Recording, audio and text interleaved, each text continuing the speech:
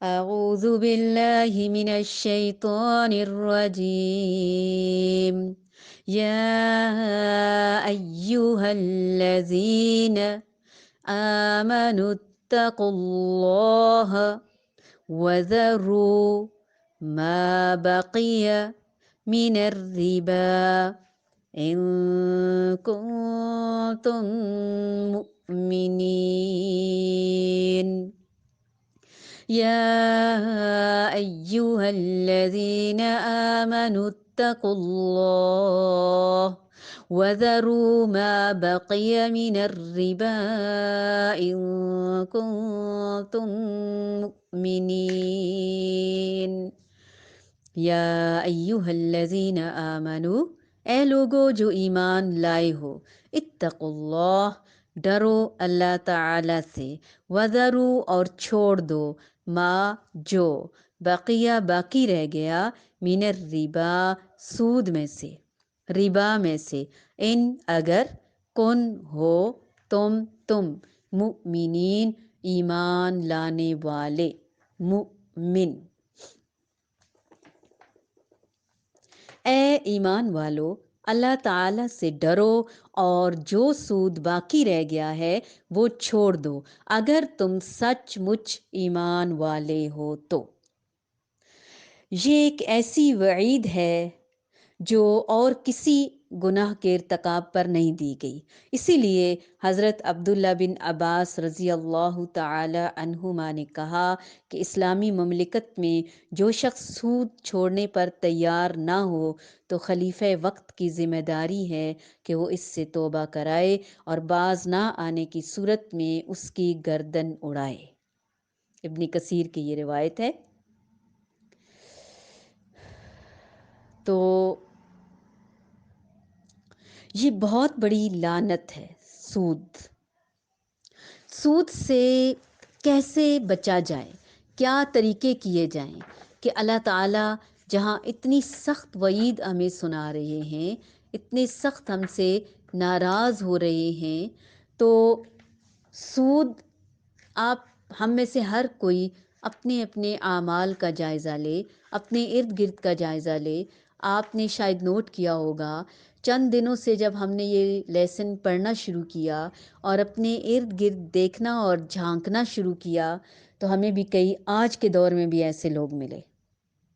ایک خاتون ہمارے پاس بہت زیادہ روتی بھی آئیں کہ ہمارے پاس قرضہ ہے سود کا، اور وہ اتار کے سود، ہم اصل تک تو ابھی پہنچے ہی نہیں۔ اندازہ لگائیں کہ یہ کتنی بڑی لعنت ہے، حالانکہ ہم ایمان والے ہیں، ہم مسلمان ہیں،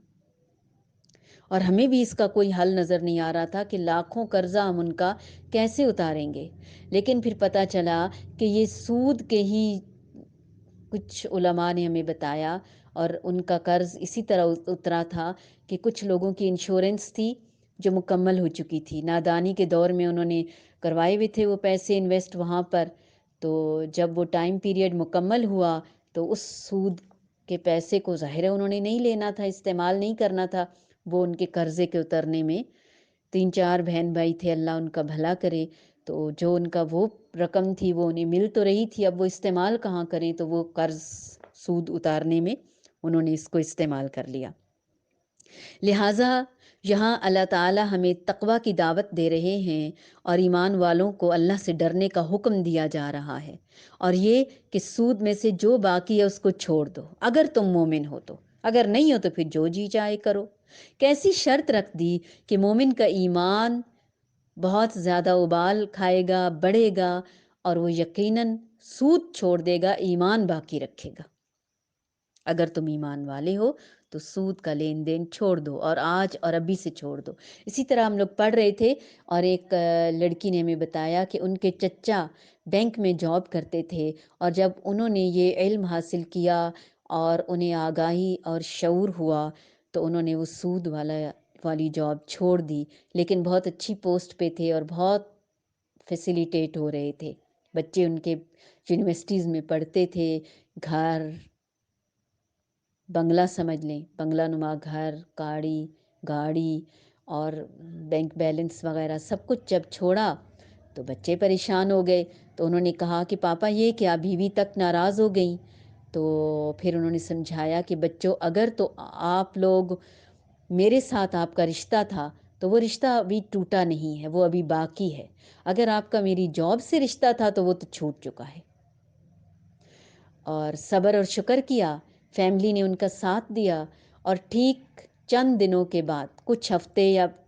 زیادہ سے زیادہ 2 4 6 مہینے گزرے، سال بھی نہیں گزرا، ان کو اس سے بھی اچھی جاب مل گئی. تو ہمارے ساتھ بھی اگر یہ لعنت چمٹی ہوئی ہے تو ہم نے اس سے اپنا کنارہ کرنا ہے، اپنا دامن چھڑوانا ہے، تقوی اور توکل کو اختیار کرنا ہے.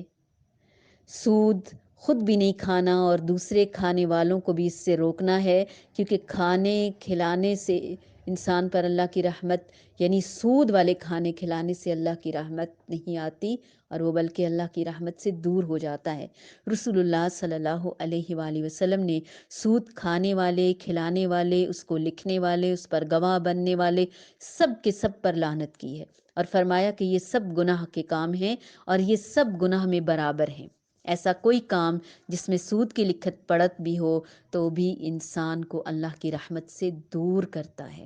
رسول اللہ صلی اللہ علیہ وآلہ وسلم نے فرمایا، جب بھی کسی بستی کے مکینوں میں زنا اور سود ظاہر ہو جاتا ہے تو وہ اپنے لیے اللہ کے عذاب کو حلال کر لیتے ہیں. اسی طرح سود کی ایک اور قسم یہ بھی ہے کہ جس نے اپنے کسی بھائی کی سفارش کی، یعنی وہ اثر و رسوخ کا مالک تھا، اور کوئی بھی اس کا رشتہ دار یا دوست وہ اس کے پاس آیا اور کہا کہ اپنے اس اثر و رسوخ کو استعمال کرتے ہوئے میرا فلاں کام کر دو، اور آپ وہ کام کر دیتے ہیں،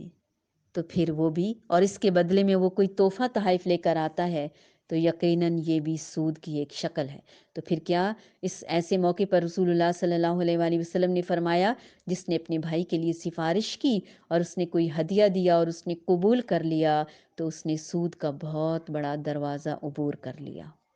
ایسا ہدیہ بھی درست نہیں جو کسی کی سفارش کرنے کے بعد قبول کیا جائے. تو ہر قسم کے سود کو ہم نے چھوڑ دینا ہے انشاءاللہ. نیت کرنا ہمارا کام ہے، راہیں کھولنا رب تعالیٰ کا کام ہے. روزانہ کے لیسن میں اپنے لیے ڈوز اور ڈونٹس کی لسٹ میں نہ بھی ذکر کروں تو آپ نے خود اس کے نوٹس تیار کرنے ہیں اور اپنی گروپ انچارجز کو دکھانا ہے اور شیئر کرنا ہے ان سے. اور بے شک آپ ہمیں ریکارڈ کر کے بھیج سکتے ہیں کہ کون کون سے برے کام اب تک آپ نے چھوڑ دیے اور کون کون سے نیک کام، عمل صالح آپ نے اختیار کر لیے جو پہلے نہیں کر رہے تھے اب کر رہے ہیں. یا ایہا الذین آمنوا اتقوا اللہ وذروا ما بقی من الربا ان کنتم مؤمنین.